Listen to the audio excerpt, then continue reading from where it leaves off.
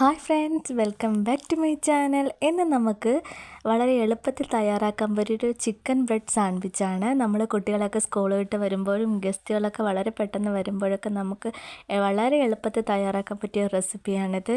അപ്പോൾ channel subscribe ചെയ്യാത്തവരാണെങ്കിൽ ഒന്ന് സബ്സ്ക്രൈബ് ചെയ്ത് സപ്പോർട്ട് ചെയ്യുക. അതുപോലെ തന്നെ ലൈക്ക് ചെയ്യാനും ഷെയർ ചെയ്യാനും മറക്കല്ലേ.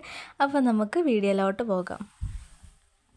അപ്പോൾ ഞാനിവിടെ ചിക്കൻ എടുത്തിട്ടുണ്ട്. നമ്മുടെ എല്ലില്ലാത്ത പീസാണ് എടുത്തിരിക്കുന്നത്. നമുക്കത് ഇതുപോലെ ഒന്ന് ചെറിയ പീസാക്കി കട്ട് ചെയ്തെടുക്കാം. ഇതിലേക്ക് നമ്മൾ ഇട്ട് കൊടുക്കുന്നത് ഒരു 1/2 സ്പൂൺ മുളക് പൊടിയും, ഒരു 1/4 സ്പൂൺ കുരുമുളക് പൊടി, ഒരു 1/4 സ്പൂൺ മഞ്ഞൾപ്പൊടി, 1/2 സ്പൂൺ ഗരം മസാല, ആവശ്യത്തിനുള്ള ഉപ്പ്, ഇതെല്ലാം കൂടി ഇട്ട് നമുക്കിത് നന്നായിട്ടൊന്ന് മിക്സ് ചെയ്തെടുക്കാം.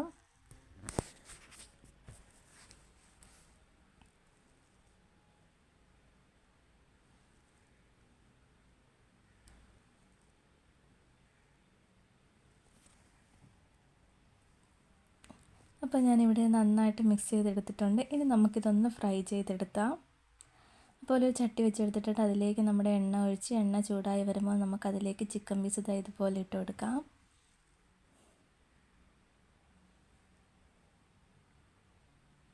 അപ്പോൾ നമ്മൾ ചിക്കൻ പീസ് ഡീപ്പ് ഫ്രൈ ആക്കുന്നില്ല, ഒന്ന് ഷാലോ ഫ്രൈ ചെയ്തെടുക്കുന്നതേ ഉള്ളൂ.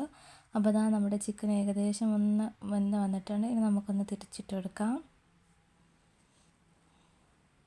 അപ്പോൾ നമ്മുടെ ചിക്കൻ ഏകദേശം ഒന്ന് മൂത്ത് വന്നിട്ടുണ്ട്. ഈ ഒരു പരുവാകുമ്പോൾ നമുക്കിത് കോരിയെടുക്കാവുന്നതാണ്. അപ്പോൾ ചിക്കൻ പീസെല്ലാം നമ്മൾ ഇതുപോലെ ഒന്ന് കോരി എടുത്തിട്ടുണ്ട്.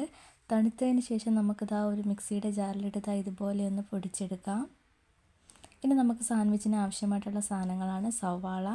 ഞാൻ 2 സവാള എടുത്തിട്ടുണ്ട്. ചെറിയ സവാളയാണ്, വലിയ സവാളയാണെങ്കിൽ ഒരെണ്ണം മതി. പിന്നെ നമുക്ക് വേണ്ടത് ഒരു തക്കാളി ഇതുപോലെ ചെറുതായിട്ട് അരിഞ്ഞത്, ഒരു കുക്കുംബറും ഇതുപോലെ ചെറുതായിട്ട് അരിഞ്ഞതാണ്. അപ്പോൾ നമുക്ക് ഇത്രയും സാധനങ്ങളാണ് വേണ്ടത്.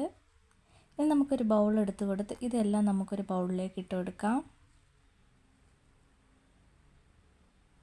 അപ്പോൾ നമ്മളെല്ലാം ഇതുപോലെ ചെറുതായിട്ടാണ് അരിഞ്ഞെടുത്തിരിക്കുന്നത്.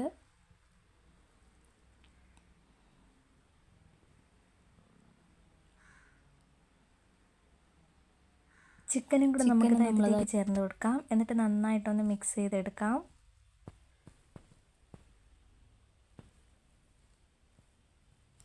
അപ്പോൾ ഇതെല്ലാം കൂടിയിട്ട് നമ്മൾ നന്നായിട്ടൊന്ന് മിക്സ് ചെയ്തെടുത്തിട്ടുണ്ട്. ഇനി നമുക്കിതിലേക്ക് വേണ്ടത് മയോണൈസാണ്. അപ്പോൾ നമ്മുടെ ഹോം മെയ്ഡായിട്ട് തന്നെ ഉണ്ടാക്കിയ മയോണൈസാണിത്. ഈ മയോണൈസും കൂടെ നമുക്കിതിലേക്ക് ചേർത്ത് കൊടുക്കാം.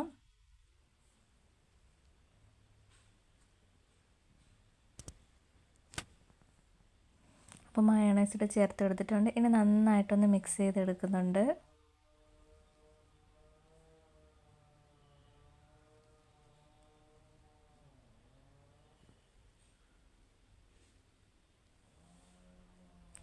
അപ്പോൾ നന്നായിട്ടൊന്ന് മിക്സ് ചെയ്തെടുത്തിട്ടുണ്ട്. ഇനി നമുക്ക് വേണ്ടത് ബ്രെഡാണ്. ബ്രെഡും ഇവിടെ എടുത്ത് വെച്ചിട്ടുണ്ട്. ഇനി നമുക്കിതിൽ നിന്ന് ഓരോ ബ്രെഡ് എടുത്ത ശേഷം ഈ മിക്സ് നമുക്ക് ബ്രെഡിലേക്ക് വെച്ച് കൊടുക്കാം. ഒരു ബ്രെഡ് ഇങ്ങനെ എടുക്കണം. നമ്മൾ തയ്യാറാക്കി വെച്ചിരിക്കുന്ന മിക്സ് ഇതിലേക്ക് നമുക്ക് ഇതുപോലെ വെച്ച് കൊടുക്കാം.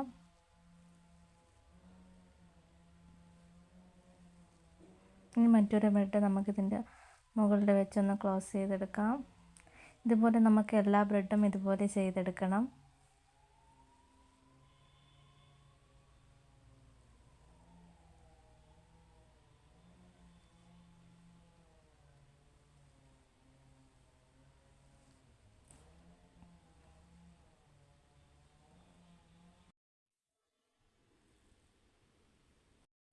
അപ്പം നമ്മുടേതായ എല്ലാ ബ്രെഡും ഇതുപോലെ ഒന്ന് ചെയ്തെടുത്തിട്ടുണ്ട്.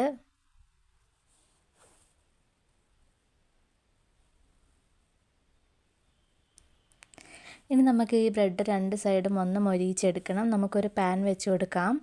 ആ പാനിലേക്ക് നമുക്ക് കുറച്ച് നെയ്യ് ഇട്ട് കൊടുക്കണം. നെയ്യ് ഒന്ന് ചൂടായി വരുമ്പോൾ നമുക്കതിലേക്ക് നമ്മൾ ഫില്ല് ചെയ്ത് വെച്ചേക്കുന്ന ബ്രെഡ് വെച്ച് കൊടുക്കാം.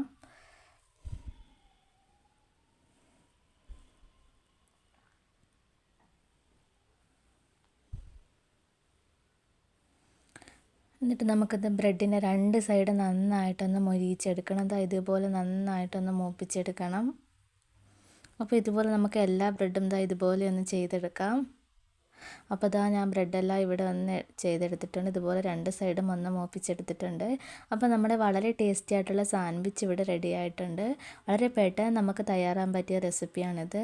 ഇതാ ഉള്ളൊക്കെ നല്ല സോഫ്റ്റ് ആയിട്ടാണ് ഇരിക്കുന്നത്, നല്ല ക്രീമി ആയിട്ടാണ് ഇരിക്കുന്നത്.